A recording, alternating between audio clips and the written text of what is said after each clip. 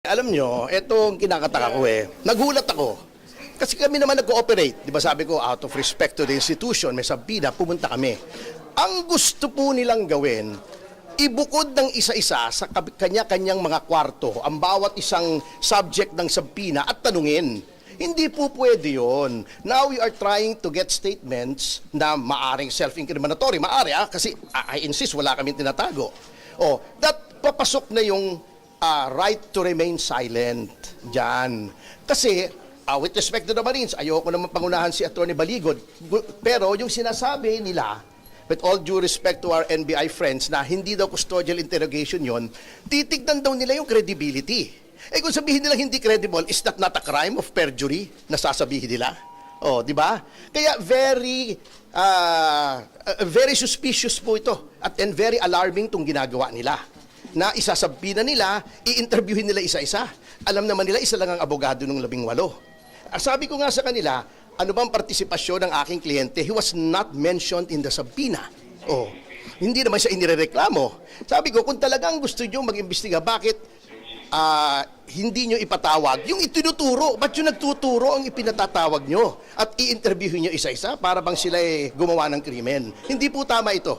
This is a form of harassment, intimidation, and it intends to send a chilling effect to those na gustong magtestigo pa na kapag kayo nagtestigo, itong gagawin sa inyo. Interviewin kayo, patatawag kayo, investigahan kayo na para bagang kayo na yung kriminal. Ang assertion ko kanina, ang sinasabi ko sa kanila, of course, sinasabi nga namin yung NBI ay isang respetadong institusyon at kami nananalig sa NBI. Pero ang tanong ko, kung ini-establish lang yung identity ng mga tao, de-establish nila kasi kung tatanungin nila yung mga tao, sabi nila kasi hindi, may karapatan kaming imbestigahan yung iba pang labas doon sa deputization. Sabi ko nga, indictment crime to Wala namang kaso itong mga taong to. Now, if you insist that there is a crime, dapat imbestigahan yung tinuturo nila sa affidavit dahil yun yung krimen. Di ba dalawa yung investigasyon na ginawa ng NBI dati, yung Napoles case at saka yung PhilHealth scam. So if that is the case, ipatawag nila yung tinuturo. Attorney Topacio also insisted on that. Sabi ko nga, kung magsasabi kayo ng tama at oo, na ipapatawag nyo si Sandro Marcos, ipapatawag nyo si Speaker Martin Romualdez, ipapatawag nyo si Pangulong Bongbong Marcos na nabanggit dun sa affidavit, yan, papayag kami sa totohanan at kabuwang investigasyon. Pero kung iimbestigahan yung mga tao na nagsalita, anong krimen doon? Anong krimen ang nagawa nila? At anong krimen para imbestigahan ng NBI? Pero with your indulgence, hindi po ba ang proseso po ng investigasyon, normally po pag may nagreklamo, kinukuha mo muna yung facts, lahat ng nagreklamo. Correct. After that, yung po mga inaakusahan yung susunod po ipapatawag. Correct. Dito po sa NBI. Correct. Would you agree na ito po yung preliminary step na gustong gawin ng NBI? So pagka ako pala nag-file sa korte, pag nag-file pala ako sa korte, tatanungin muna ng piskal, sino ka ba? May kaso ka ba? Ikaw ba ay kriminal? Ikaw ba ay kung saan ka nanggaling? Sino nagpopondo sa'yo? Hindi naman tatanong ng piskal yun Di ba? Sa investigasyon niya Ang iimbestigahan niya yung krimen na sinasabi ko. Ngayon, batay doon sa krimen, yung mga kalaban, yung mga inakusahan na tumanggap ng pera, sila magsabi na ito walang kredibilidad, ito hindi totoo, ito hindi totoo. But for us to be investigated initially by the investigative body, yun ang mali. Kami na bigla ang may kasalanan. Nag-file ka sa piskal, nagreklamo ka, sinabi mo yung katotohanan sa pagnanakaw dito sa gobyerno, pagkatapos ikaw inimbestigahan, parang hindi ata tama. Excuse me lang, sasagutin ko si John, from a legal standpoint. Ganito po yung sinasabi mong proseso, ganito yung sinasabi pong proseso kasi. You file a complaint. Nag-allege ka ng mga krimen doon. Since that is an affidavit, meaning to say it is under oath, at nung isang araw pumunta rito yung notaryo at napatunayan niya, siya ay tunay na abogado, siya ay notaryo at humarap sa kanya yung 18 na mga nagsagawa ng affidavit.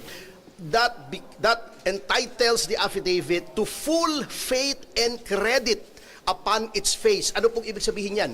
Kung walang kukontra dyan, yan na ang totoo. Sino ang dapat kumontra dyan? Yun bang piskal o yung NBI? Hindi po. Yung binabanggit. Tama. Ikaw ang magdefensa, ikaw ang magsabi, bakit hindi totoo itong sinasabi? Ito ay hindi totoo, ito kasinungalingan, ito, walang katotohanan nito. Bakit sila ang nag-establish kung meron o walang katotohanan? Again, an affidavit duly sworn before a notary public is entitled to full faith and credit upon its face.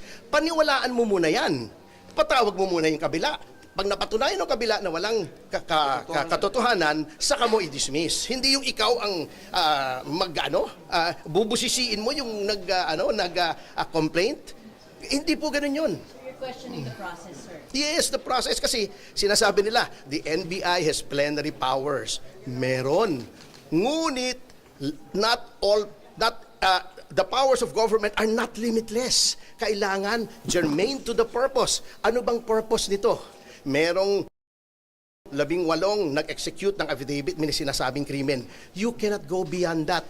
To establish the identity, since this is a sensational case, fine. Sila ba? Are they who they say they are? Talaga bang naging Marines yan? Saan ba nakatira yan? Etc. etc. May asawa ba yan? Personal circumstances. But beyond that, you have to take that affidavit on its face at ipatawag mo yung kabila. Kanina hindi masagot agad kundi pa namin nakahon ni Kong Mike kung ipatatawag nila o hindi. Pwede ba naman yun? Ang pinatawag mo yung nag-complaint? Sinumpaan na yan? Ay, sorry, partner. No, it's okay. Go ahead. Ang sinabi ko kay Attorney Raimundo kanina, can you imagine, you go through a budget deliberations, tapos makikita tong ganito, na yung resources ng government, ginagamit para sa ipag-imbestiga ng isang sinasabi niyong hindi namang krimen. Kasi sabi nila, establishing the identities. Kung iimbestigahan ninyo ang krimen, ipatawag ninyo yung mga itinuturo sa affidavit. Yan, pwede yan. Diba? But if you will be wasting the resources of government, yung mga tao, investigasyon, intel report, lahat ng ginagawa, talagang hindi naman ata magana. Tinanong ako kanina, yung kotse ba, sinurveillance na nga nila Alam nila pero ito yung masama. Kung interesado tayo sa korupsyon, dapat doon tayo nakatutok. Huwag natin gamitin yung pondo ng gobyerno para sanggahan o protektahan yung mga na-involve sa korupsyon. So kung hindi kayo makikipagtulungan sa investigation, hanggat hindi pinapatawag yung mga inaakusahan ng mga former na sinasabing Marine? Hindi, makikipagtulungan kami sa investigasyon. Wala namang problema doon.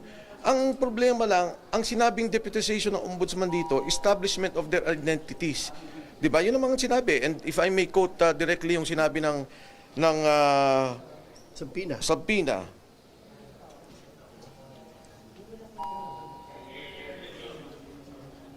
Sorry Ito sabi niya, ang subject matter to provide relevant information on the investigation being conducted by this bureau in relation to the deputization to conduct background investigation and verification from the office of the ombudsman. Yun ang sinabi.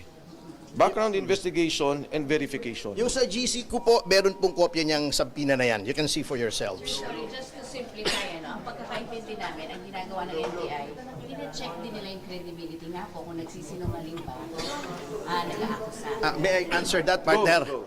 That is not the job of the NBI at this point. Katulad nga ng sinabi ko, entitled to full faith and credit. Hayaan nilang sumagot yung kabila, tignan nila kung sino mas credible. That is the time. Hindi ngayon. Unilateral pa lang ito, isa pa lang titignan mo agad. Hindi po, that's not how it works, ang ating sistema. So do you think it's unfair? Not only unfair, it's very legally questionable. Number 2, di ba ang ombudsman under our constitution is supposed to be an independent body? Independent. Kaya nga may sariling field investigation office yan. Bakit ipapasa mo sa isang departamento, institusyon na nasa ilalim ng executive? The NBI is under the Department of Justice. Nawala na yung independence. Hindi pwede. If they want to get the background of these people, dapat yung ombudsman, although nasa Ombudsman Act, they may request the assistance of any agency. Inaamin naman po natin yan. Nandun po yan sa batas. Ngunit, if you want to show your independence, lalo na ngayon na very crucial na dapat credible ang investigasyon dito, because this is an issue of transcendental importance to our people and our nation. investigation, dapat i-preserve mo yung iyong integrity, yung iyong independence. Huwag mong ipapasa sa iba yung trabaho mo. Siguro parang bigyan ng ehemplo dyan, no? Yung, again, babalik ako yung Napoles case. Nung nag-file si Ben Luoy, hindi naman sinabi, kinwestiyon siya eh. Anong background mo? Galit ka ba? Ba't mo sinabi yan? May pagkain ka ba? Wala ka na bang sweldo? Hindi naman ganun eh. Diba? Ang tiningnan doon, yung sinasabi niya. And they investigated the payoffs, nagkaroon sila ng investigation dahil nagpatulong din yung ombudsman ng panahon na yun. Ganon sana yung direksyon ng ating investigasyon at yung pag-file ng kaso. Sir, kung papatawag kayo further, will you go back here sa NBI? Depende. First, of course, I have to consult my good-looking lawyer, Attorney Topacio, on his legal guidance on this. Baka ito, anak ko. Pangalawa, siyempre, titingnan ko yung parameters ng investigasyon. But of course, I will always cooperate with the government agencies, lalo na dito sa pag-establish ng korupsyon na nangyari dito sa ating bansa. Sir, dinibigyan niyo yung credibility nung 18. May mga pag-uusap pa sa sahanin niyo na sumailalim sila sa witness protection? Alam mo, si Saldico sabi nila yung magnanakaw, mastermind. Tingnan nyo sa lahat ng ahensya, Ombudsman, ICI, hindi ko lang alam kung dito sa NBI, pero DOJ, ito nga yung mga kasama ni Saldico eh. Di ba? Established na yung kanilang role na sila ialalay ni Saldico. Ngayon, kung may pagdududa doon, nandyan yung ID nila, government-issued ID, may proof of employment, plus may serial number pa bilang mga sundalo. Kung tao sila ni Saldico at si Saldico ang mastermind, dapat tingnan natin saan napunta yung pera. Saan napunta yung mga ninakaw. Ito ba'y flood control lang? Ninakawan din ba yung irigasyon natin?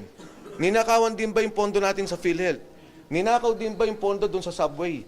Yan ang dapat investigasyon. Dahil yan, tayong lahat na Pilipino ang apektado. Sir, bakit 16 lang po? 16 lang po ba yung dumating na rin? Yes. Ano kasi, pagpaumanin ninyo, hindi ako privy sa lahat, pero kung minsan kasi, may mga nag-aayos ng pamilya. So talagang may mga ganun. Kunyari nung huli namin, nare-recall ninyo 11 lang. Yung 7, inayos yung kanilang pamilya. Hindi madali yung ginagawa ng mga sundalong to. Nakasalalay hindi lang yung buhay nila, pero yung buhay ng kanilang pamilya. Si Sergeant Cotesa, nung mawala siya, ang anak ni Sergeant Cotesa is 4. Under threat yung bahay niya. And I have proof of that. Later on, I will show that. Kaya hindi ako papayag. Nagulat nga ako, pati notaryo. Mabuti na si Attorney Levy, baligod, talagang masinsin, talagang lahat, tinignan niya yung kanyang gagawin. Pati yung notaryo, isipin nyo, kinwestiyon ka agad. Again, bakit yung ganun ng direksyon? Hindi ko maintindihan. Dapat yun, depensa ng mga akusahan. Yung mga dapat tinuturo, magsalita nun, na ikaw wala kang kredibilidad, sinungaling ka, yung notaryo mo, palpak. Diba? Ikaw, ganito background mo. Hindi eh. Doon pa lang sa umpisa. Blue ribbon pa lang. Tinitigil na. Ombudsman pa lang tinitigil na. Sino pa magsasalita dito sa nakawan sa ating bayan? Parang sila na defense counsel ng mga inaakusahan eh. Yun ang mabigat eh, di ba? Sila na ang defense counsels. Sir, for soundbite purposes lang, yung sa issue ng retired general na nag-recruit dito sa 103 bodyguards po, and yung mga logs, flight logs daw ng air taxi does not coincide with sa allegations mo. Your take on that, sir? Okay, unang-una sa retired generals, hindi naman yun lumang kwento. Meron na talaga mga retired officials, hindi lang generals, na kasama si Saldico. Kung yung tinasabi ni Attorney Matibag ay may mga sundalong tumutulong sa mga Marines, meron. I'm not allowed to name them. Wala akong karapatan na i-name sila. Pero maraming mga sundalo na sympathetic sa mga sundalong to. Pangalawa dun sa air taxi, kanina kasi narinig ko kay Attorney Levy, again, he will be the one to explain. Ang sinasabi niya, may ganun talaga. May ganun na nangyari, pero yung time frame na sinasabing panahon, hindi pasok dun sa investigasyon. So, Attorney Levy will explain that, pero katulad na sinabi ko, ang hirap baliktarin, ang hirap pasinungalingan ang mga taong nagsasabi ng totoo. Kahit bali-baliktarin ninyo yung kwento, tanongin ninyo kung sinong tao, kailan inabutan, anong sirkumstansya, sinong nandun, anong nakita nila. Walang kagatol-gatol, walang pagdadalawang isip doon sa pananalita nila kung ano mga pangyaring to. Sir, upon talking to the Marines, yung regarding the retired general, yung na nag-recruit ng 103, si General Sudusta po ba yun? Ayoko na magsalita tungkol doon dahil hindi ko particularly alam kung ano yung nire-refer ng NBI tungkol doon eh. May idadagdag lang ako, last na po ito. Ngayon ko lang po nalaman kasi, habang kami ay nagbabalitaktakan dun sa loob, na mayroon palang natanggap si Attorney Levy Baligod na isang letter pa mula sa ombudsman na ito rin ang gagawin, gusto ring interviewin yung mga 18 Marines. O ano pang, bakit pa i-deputize mo yung NBI pagkatapos gagawin mo rin the same thing, ikaw rin? Di ba meron tayong sinasabing the spring cannot rise higher than the source. Ikaw na nga yung source ng deputization, dineputize mo to. Papaimbestigahan mo dito, ikaw rin mag-iimbestiga. Hindi ba ang pakay lamang dito ay maharas, maabala, magulo yung mga Marines? Yung pala yung, insistence ni Attorney Levy kanina, Yes, sorry. Sabi niya, ano ba talaga, because I also have a Letter. Pinakita yung sa akin eh. from the ombudsman. Kaya sabi niya, teka lang, hindi parang, Parang to, mali. you cannot do that no, at the same time na may dalawang agencies conducting their respective... Duplication yun.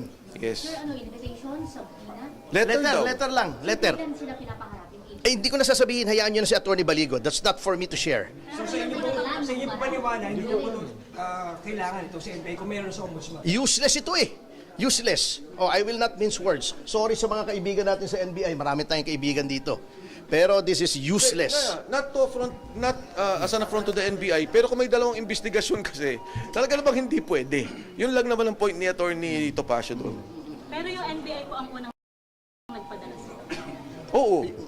Ano, sir, aatin din sila sa ombudsman? Hindi ko alam kay Attorney Baligod.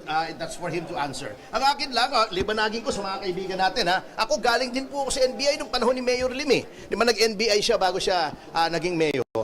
I have the deepest respect for the men and women of the NBI na talagang very professional, matatalino, masaysipag sa trabaho. Kaya lang, minsan ang liderato ay kamoting kahoy, may ulalo pa. Salamat. lahat nagsilbi kay Saldico. Wala naman problema doon eh. Dahil kasi may mga security na kay Saldico, nasa asawa, nasa mga anak, nasa mga lugar. Pero hindi naman immaterial yun because ang importante yung delivery ng pera. Lahat kasi sila iniikot-ikot sa delivery ng pera.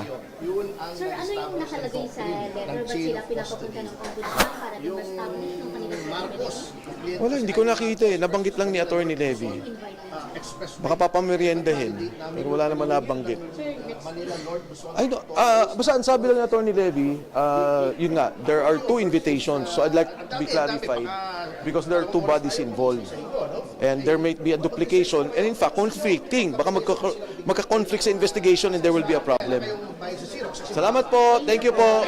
Meron po kaming very productive na exercise kanina, no? So the NBI cleared na hindi mga suspects ang mga ito, kundi mga potential witnesses.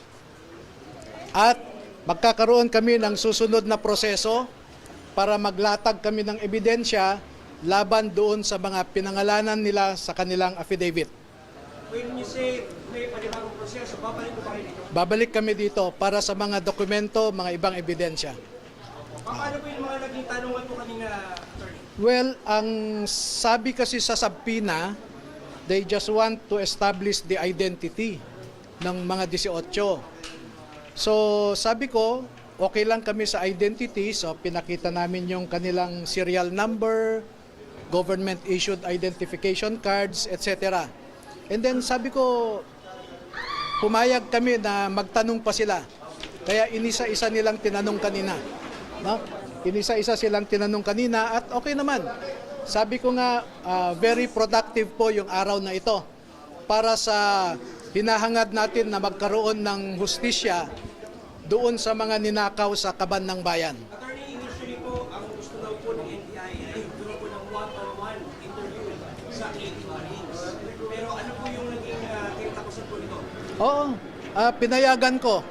Kahit walang authority ang NBI na i-one-on-one sila, dahil kailangan ng abogado sana ang bawat isa, pero pinayagan po namin sila. Wala naman kaming itatago na lihim or ano, no?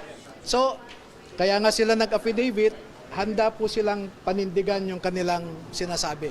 Sir, pa-clarify naman ang sinasabi mo na pinapatawag din sila ng ombudsman sa PINA o invitation. Kailan? Na, merong letter ang ombudsman sa akin na gusto rin nilang tingnan itong affidavit. Walang petsa, no? Walang petsa na binigay. Sir, gustong tingnan yung affidavit, pero paano ba? Ini-invite din nila na pumunta doon yung 18? Maaring ganon, no? Pero pupunta ba kayo? Oo naman. Bakit attorney? Bakit hindi? Inimbitahan kami. Pero for you, attorney, do you currently that there's an investigation in PI since deputized naman or pwede dumiretso na sana ito? Yan po yung point namin noon, madodoble lang. Pero pagbigyan natin sila, kung gusto ng NBI mag-imbestiga, cooperate kami. Kung gusto ng ombudsman ang mag-imbestiga, cooperate kami. Attorney, di ba kayo hinihingi ng...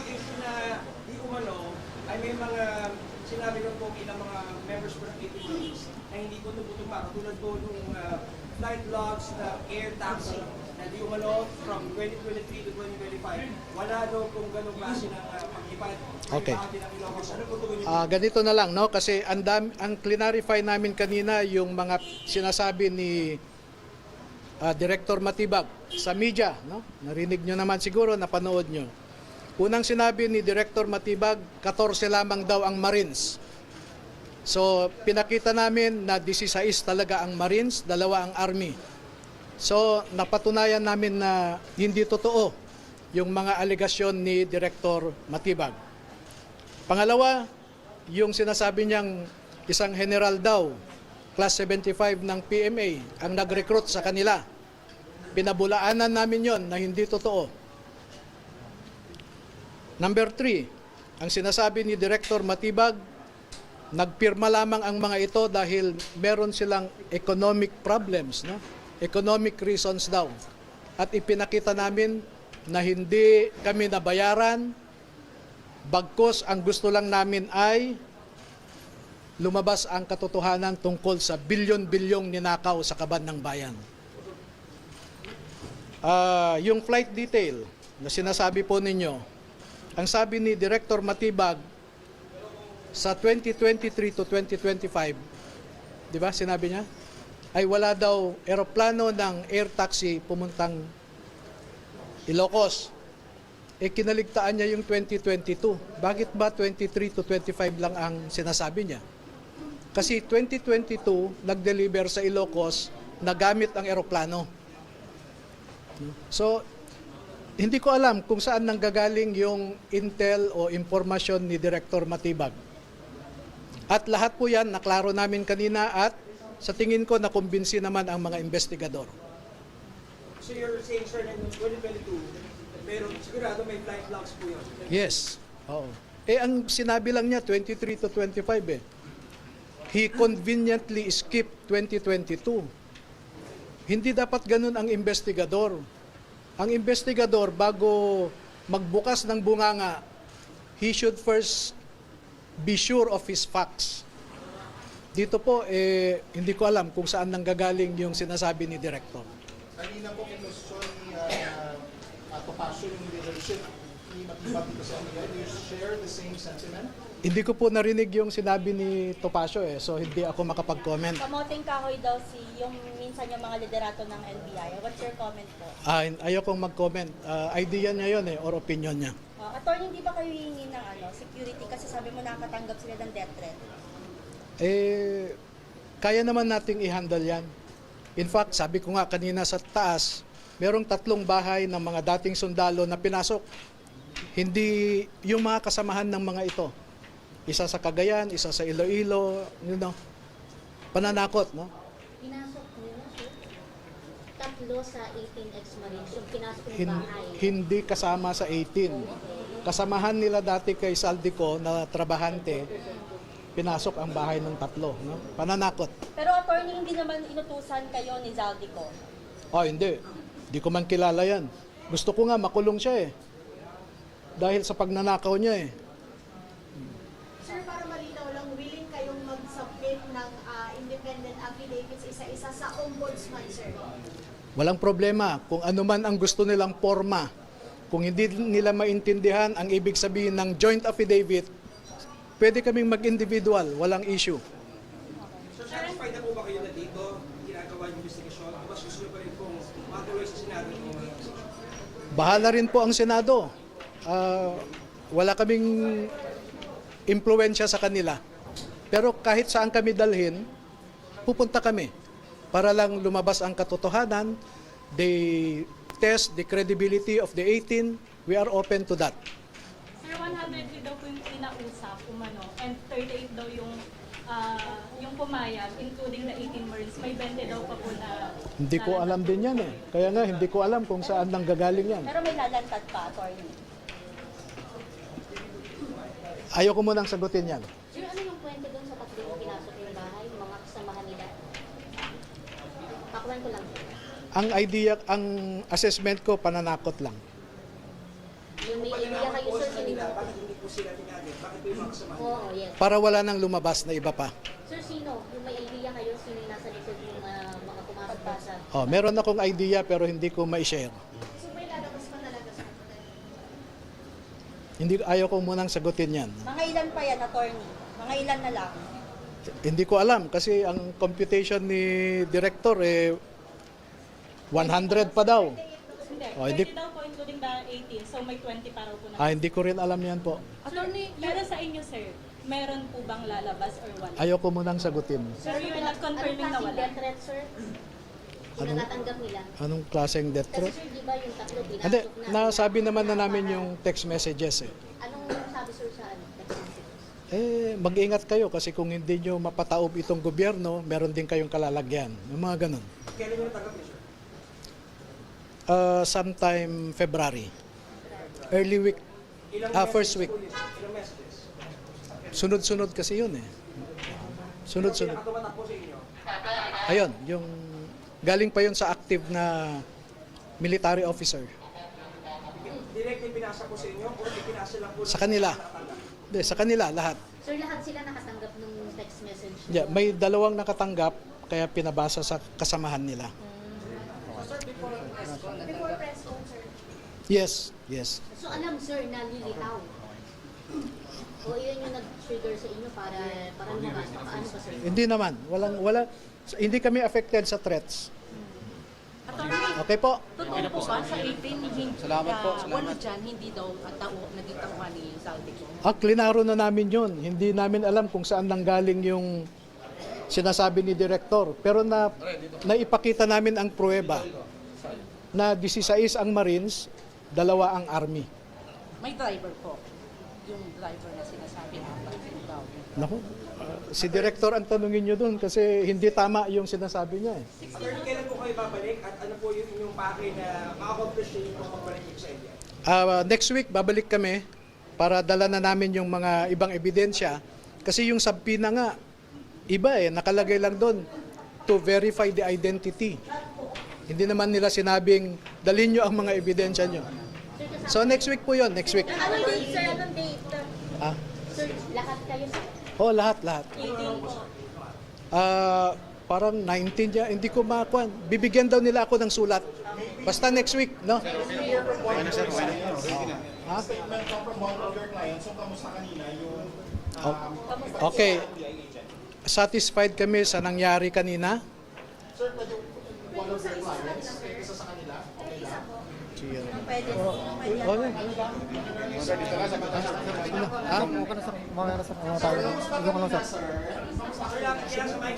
Ayos lang po, sir. Okay naman po yung trato nila sa amin, sir. Anong trato, sir? Yung makataong sir, mabait po sila. At ano naman lahat, mabait po sila sa amin. Wala po.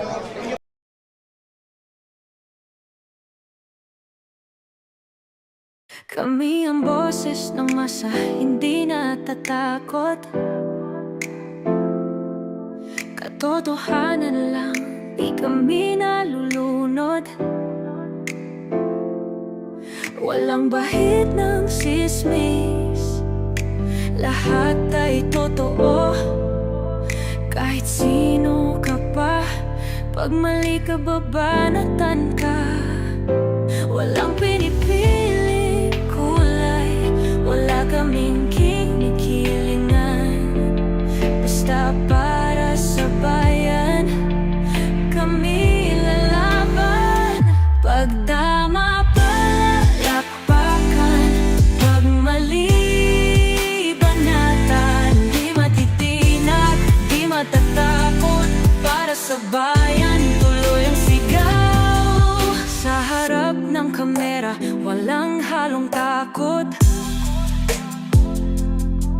mga baluktot, lahat kayo'y tutumba.